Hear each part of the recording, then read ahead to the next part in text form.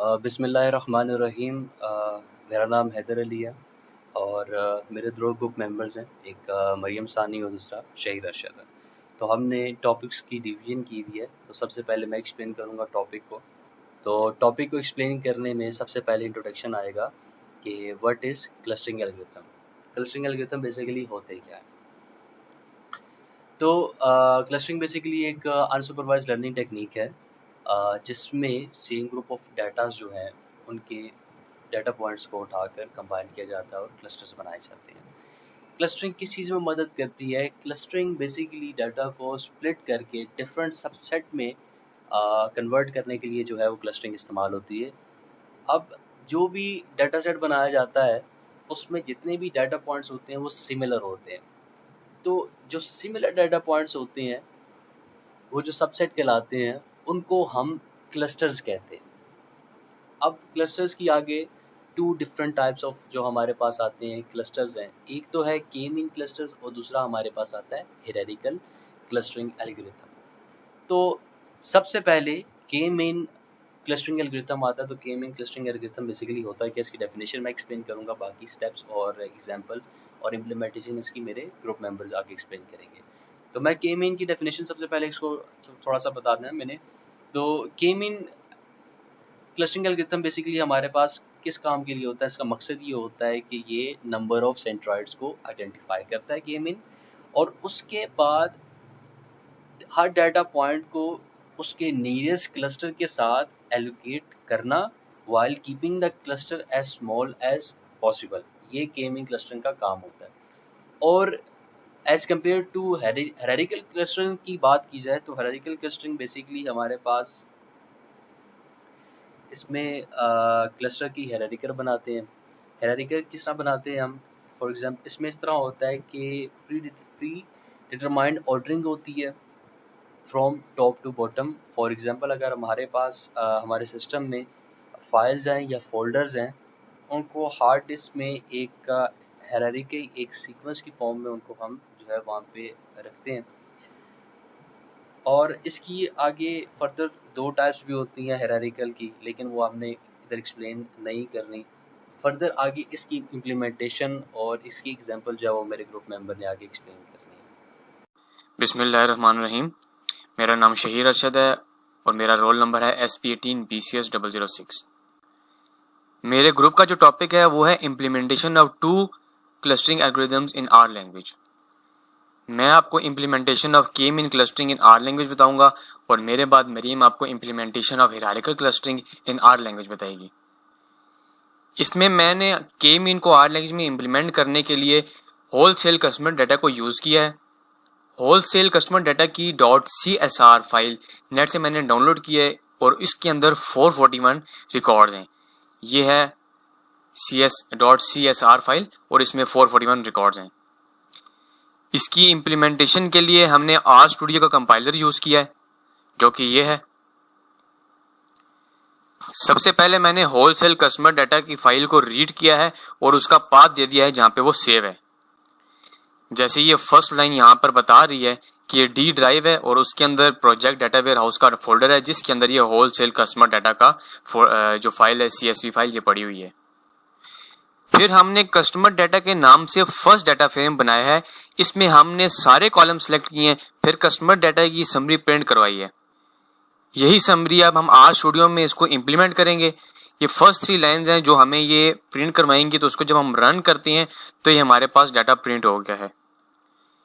इसकी समरी जब हमने समराइज की है तो हमें पता चला है कि जो कस्टमर की जो ट्रांजैक्शंस हैं वो चैनल में और रीजन में बहुत कम है, इसलिए हम उसको क्लस्टरिंग में इंक्लूड नहीं करेंगे।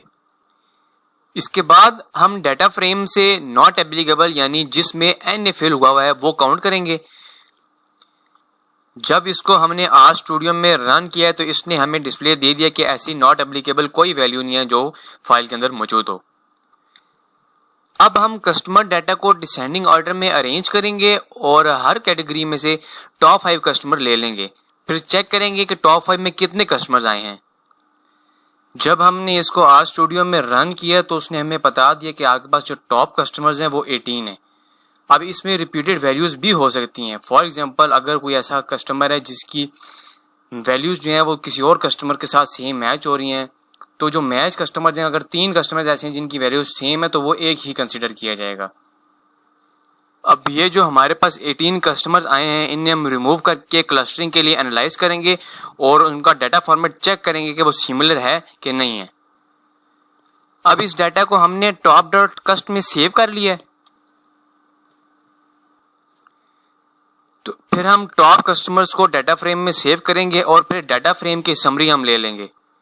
यहाँ भी जब हमने टेबल चेक किया तो चैनल में और रीजन में बहुत कम कस्टमर ट्रांजैक्शन है, तो उसे हम रिमूव कर देंगे। अब जैसा कि हमने के मीन में पढ़ा था कि के मीन में हम के की वैल्यूज खुद देते हैं, तो इसमें जो हमारे पास टॉप 5 कस्टमर्स हैं, कस्टमर के को डाटा रिमूव किया है जो हमने, उसमें क्लस्टर्स के लिए हम लूप में 2 से लेकर 20 तक के की वैल्यूज ट्राई करेंगे। हम 2 से 20 तक लूप लगा 2 से 20 तक के की वैल्यूज हम ट्राई करेंगे। फिर इसमें हमने सेंट्राइड को एसएस डिफाइन किया है और फिर हम विद इन एसएस और बिटवीन एसएस को कैलकुलेट करेंगे। इस तरह के की 19 वैल्यूज आ जाएंगी। फिर हम के की वैल्यू को विद इन एसएस और फिर के की वैल्यू बिटवीन एसएस के 2 ग्राफ हम प्लॉट कर लेंगे। या भी हम इसको आर स्टूडियो में इंप्लीमेंट करते हैं। ये विद इन एसएस का ग्राफ प्लॉट हो गया है। इसमें 19 वैल्यूज है, 1 2 3 4 5 एंड सो ऑन, यहां तक 19 तक वैल्यूज हैं। इसी तरह अब बिटवीन एसएस के हम ग्राफ प्लॉट करेंगे। तो जब उसका हमने ग्राफ प्लॉट किया तो वो उससे टोटली ऑपोजिट था, लेकिन उसके अंदर भी टोटल 19 वैल्यूज हैं, 1 2 3 एंड सो ऑन, यहाँ 19 तक इसमें वैल्यूज हैं। अब जब हम इन दोनों ग्राफ्स को देखते हैं तो इन दोनों ग्राफ्स में बेस्ट नंबर ऑफ क्लस्टर्स हैं वो 3 है, वो पहले 3 है। पहले 3 के बाद हम देख रहे हैं कि पहले 3 में जो डिस्टेंस है वो वाज़ेह तौर पर नजर आ रहा है और बाकियों में जो है वो कोई फर्क नहीं है। इस तरह दोनों ग्राफ्स में जो बेस्ट नंबर ऑफ क्लस्टर्स हैं वो 3 है। अब हम फर्स्ट 2 कॉलम्स को रिमूव करेंगे और क्लस्टर्स को प्रिंट करवा देंगे। अब जब हमने इसको आर स्टूडियो में रन किया है तो इधर हमारे पास 3 क्लस्टर्स डाटा टेबल फॉर्म में प्रिंट हो गया है। अब इसी तरह हम चेक करेंगे कि हर क्लस्टर में कितने डाटा आइटम्स हैं। तो जब हमने उसे प्रिंट कराया और आर स्टूडियो में रन किया तो हमें पता चल गया कि फर्स्ट क्लस्टर में 237, सेकंड क्लस्टर में 103 एंड थर्ड क्लस्टर में 82 डाटा पॉइंट्स हैं। ये एंड में हमें डिस्प्ले में शो हो रहा है।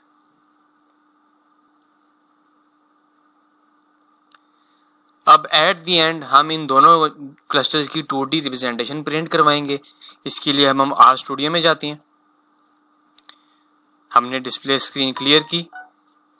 यहाँ से अब हम 2D रिप्रेजेंटेशन इसकी प्रिंट कराने लगे। जब हमने इसको रन किया तो ये हमारे पास इसकी 2D रिप्रेजेंटेशन आ गई है। That's all from my side, thank you. अस्सलाम वालेकुम, मेरा नाम है मरियम सानी, roll number SP18 BCS 00850T। अब आप लोगों ने पहले स्टडी किया है कि क्लस्टर क्या होता है और उसकी टाइप्स, हायरार्किकल और के मीन क्लस्टरिंग आप लोगों ने स्टडी किया है और उसके बाद उसका एल्गोरिथम स्टडी किया, इम्प्लीमेंटेशन के मीन की। आज का जो हमारा टॉपिक है वो अब हम आगे क्या स्टडी करेंगे, हायरार्किकल क्लस्टरिंग के एल्गोरिथम एग्जांपल की इम्प्लीमेंटेशन करेंगे। हायरार्किकल क्लस्टरिंग के 2 स्टेप्स होते हैं, 2 मेन स्टेप्स होते हैं। पहला स्टेप ये होता है कि हम जो हमारे पास डाटा सेट दिया जाता है उसके अंदर से जो क्लोजेस्ट हमारे पास होते हैं क्लस्टर्स, उनको आइडेंटिफाई करते हैं। और सेकंड स्टेप है कि उन आइडेंटिफाई क्लस्टर्स को मर्ज कर देते हैं, वो एक क्लस्टर बना दिया जाता है। और ये तब तक प्रोसेस होता रहता है जब तक हमारे पास क्लस्टरिंग एंड नहीं हो जाते। फिर नेक्स्ट हम उसकी एग्जांपल देखते हैं। हमने क्या किया कि आइरिस डाटा सेट दिया, ये बिल्ट इन आर स्टूडियो में हमने इसको इम्प्लीमेंट करना है। इसके अंदर 150 इंस्टेंसेस और 3 क्लासेस है। ये मैं आपको आर स्टूडियो में शो करवा देती हूँ। ये डाटा है हमारे पास, इसके अंदर 3 जो हमारे पास क्लासेस है। एक सैंपल की क्लास है जिसके अंदर हमने लेंथ और विड्थ ली हुई है। एक पैटर्न की क्लास है जिसके अंदर हमने लेंथ और विड्थ ली हुई है उसकी। और तीसरी क्लास जो है हमारे पास स्पीशीज की है, यानी कि 5 कॉलम्स और 150 जो हमारे पास एंट्रीज है। 150 जो है हमारे पास एंट्रीज है। ठीक हो गया? ये आप देख सकते हैं कि हमारे पास जो एंट्रीज है वो 150 तक है। ठीक हो गया, ये हमारे पास डाटा सेट है, इस पे हम अपने काम करना है। अब हम क्या करेंगे, सबसे पहले जो हमारे पास अब इसकी ना हम आर स्टूडियो में इम्प्लीमेंटेशन देखेंगे। पहले IRS डाटा सेट हमने ले लिया है, फिर उसके अंदर जो हमारे पास एम्प्टी वैल्यूज है, यानी कि जो हमारे पास एम्प्टी सेट्स हैं, एम्प्टी क्लस्टर्स, हमको डिलीट करवा दिए मिसिंग वैल्यूज जो भी हमारे पास, उसके लिए हमने na.omit यूज किया है। उसके बाद क्या किया है कि क्लस्टरिंग एल्गोरिथम बनाने के लिए हमने स्केलिंग की है, ताकि वो हमें स्टैंडर्ड फॉर्म में जो डाटा है वो हमें आर स्टूडियो में दिखा सके। उसके लिए हमने स्केल फंक्शन यूज कर लिया। फिर हमने हायरार्किकल क्लस्टरिंग के लिए तो हमने क्या किया है कि पैकेजेस यूज किए, एक hclust है और hnews है। hclust जो है वो स्टैट पैकेज है जो क्लस्टर्स बनाता है हायरार्किकल फॉर्म में, और hnews क्या होता है कि क्लस्टर पैकेज है, ये हमें पूरा कंप्लीट एक क्लस्टर जो है वो हमें डिफाइन करता है और ये हमें दिखाता है। इनके लिए हमने जो मेथड यूज किया है उसका नाम है एग्लोमेरेटिव हायरार्किकल क्लस्टरिंग। ये मेथड हमने यूज किया है। इस मेथड में क्या होता है कि वही सेम स्टेप्स होते हैं, दो क्लस्टर्स को आइडेंटिफाई किया जाता है सिमिलर को, और उसे मर्ज करके एक क्लस्टर बनाया जाता है। और इस मेथड को यूज करने के लिए डिफरेंट मेथड होते हैं, जैसे complete linkage, average linkage, single linkage और word.d। ठीक है, इसकी डेंडोग्राम बनाने के लिए जो हमने एरिया या डिस्टेंस हमने चूज किया है वो इसीलेटाइन मेथड है। ये हमने इसके अंदर क्या किया कि डिस्क के अंदर डाटा सेट्स के अंदर मेथड के अंदर हमने क्या किया कि इसको हमने क्या कर दिया, इनिशियलाइज करवा दीजिए। हमारे पास क्या करेगा कि ये हमें स्ट्रेट लाइन डिस्टेंस जो है वो शो करवाएगा, मतलब कि जो हमारा डेंडोग्राम बनेगी वो हमारी स्ट्रेट लाइंस में बनेगी। फिर हमने क्या किया है हायरार्किकल क्लस्टर 1 में क्या किया है, hclust जो हमने इनपुट पैकेज इंस्टॉल किया था वो कर दिया और हमने टी मेथड कंप्लीट कर दिया। और उसके बाद क्या किया कि हमने डेंडोग्राम प्लॉट करवा दिया, वो कंप्लीट हमारे पास डेंडोग्राम आ जाएगी। फिर हमने क्या किया है कि उसके बाद hnews फंक्शन जो है वो हमने इनिशियलाइज करवाया है, ताकि वो हमारे पास एल्गोरिथमिक कोएफिशिएंट्स को मेजर कर सके और उनके अमाउंट बता सके जो एक दूसरे के साथ क्लोजेस्ट है, और उनका स्ट्रॉन्ग हमारे पास जो क्लस्टरिंग स्ट्रक्चर है वो हमें दिखा सके। तो hnews वो हमने कंप्लीट मेथड हमने कंप्लीट लिंकेज यूज किया, इसलिए हम इधर भी कंप्लीट करेंगे। फिर हम क्या करेंगे, नेक्स्ट स्टेप है कि हम हायरार्किकल क्लस्टरिंग मेथड करेंगे। जो भी हमारे पास हायरार्किकल क्लस्टरिंग का जो डेंडोग्राम है वो हमारे पास स्ट्रॉन्ग क्लस्टरिंग स्ट्रक्चर होगा। फिर इस तरह का कुछ हमारे पास डेंडोग्राम आएगी। अब हमने उसका 3D व्यू देखना है। 3D व्यू देखने के लिए हमारे पास हम क्या करेंगे कि पैकेज प्लॉट 3D पैकेज है, ये हमारे पास इसको पहले इंस्टॉल करेंगे और स्कैटर प्लॉट 3D जो है वो हम करेंगे, और उसके बाद hcluster में सेव करवा के हम उसका 3D व्यू देखेंगे। उसके लिए हमने क्या किया, A1, A2, A3 ले लिए, 3 वेरिएबल्स इनिशियलाइज करा दिए हैं, A1, 2 और 3 को स्पेसिफिक हमने क्लस्टर्स ले लिए, 9 क्लस्टर्स लिए हैं। फिर प्लॉट किया, पैकेज जो है हमने इंस्टॉल किया। अब ये जो नीचे जो ये व्यू है ये हमारे पास 2D व्यू है, A1, A2, A3 का, जिसे hclust मतलब कंप्लीट में हमने जो है वो बाइंड करके दिखाया हुआ, और ये जो एट द एंड जो हमारे पास आएगा वो ये व्यू होगा। अब हम इसकी ना आर स्टूडियो में इम्प्लीमेंटेशन देखते हैं।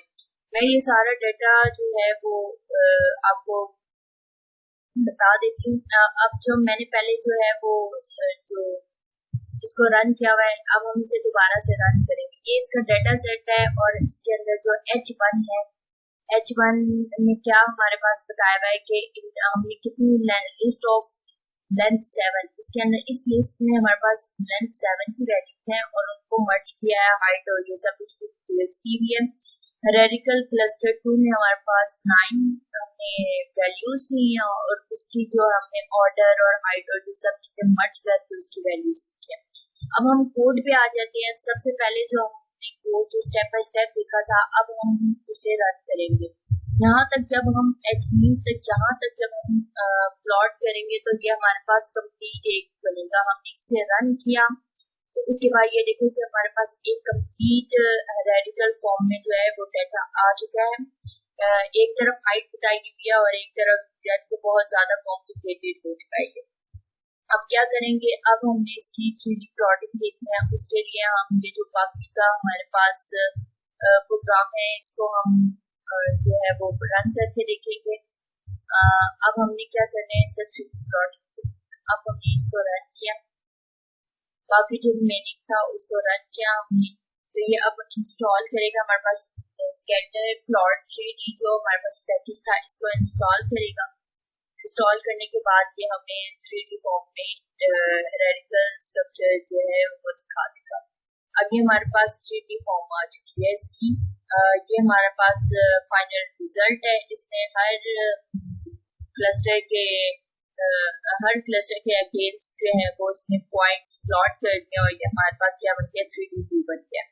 अगर हम इसका 2D व्यू देखना चाहते हैं तो हम क्या करेंगे, सिंपल प्लॉट डेमो लिखेंगे और जब हम इसको रन करेंगे तो वो हमारे पास क्या है, सिंपली हमें जो है इसका 2D व्यू दे देगा। ये हमारे पास इसका 2D व्यू आ गया। ये हमारे पास इसका हम बैक जाएंगे, 3D व्यू शो करवाएगा।